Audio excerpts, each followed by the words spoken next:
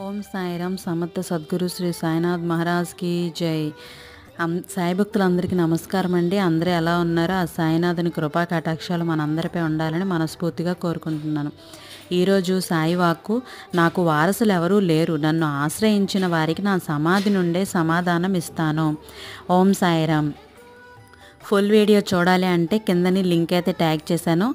ఇంకా ఎవరైనా చూడనట్లయితే చూసేసేయండి. ఓం సాయిరామ్ అని కామెంట్ చేయండి. అలాగే రేపటి సాయి వాక్తో మళ్ళీ కలుద్దాం. సర్వేజన సుఖినో భవంతు.